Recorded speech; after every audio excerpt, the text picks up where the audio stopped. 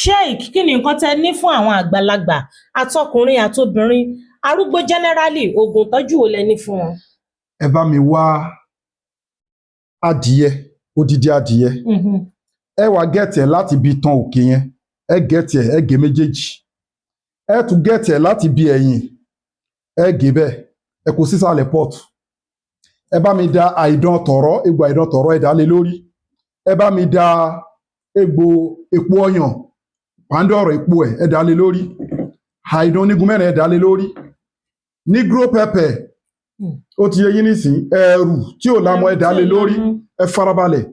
Síwájú ká tó ṣiṣẹ́ àbídá iṣẹ́ tó ń gbọ́dọ̀ lágbára kẹfìsà àkáǹtì àwọn aláìní charity account 20442376802044237680 First Bank of Nigeria Global Dahiratu Dhikrlahi Islamic Organization. Ẹ wá bá mi bu omi sí àgbo yìí, ẹ sè é lágbo. Tẹ́ bá ti sè é lágbo, àgbàlagbà lọ́kùnrin lóbìnrin, ẹ mu kọ́ọ̀pù kan láàárọ̀, kọ́ọ̀pù kan lọ́sàn-án, kọ́ọ̀pù kan lálẹ́. Iṣẹ́ wo ló ń ṣe?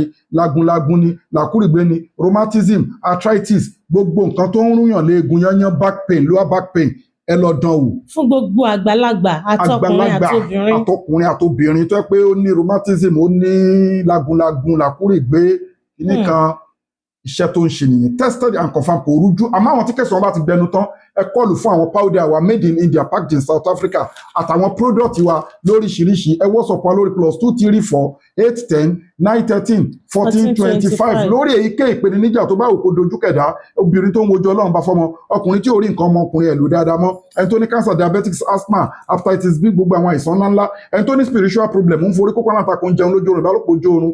Ẹ contact wa lórí +234-810-1913-1425. Kò síbi tẹ́ wà tá àti lè deliver fún yín.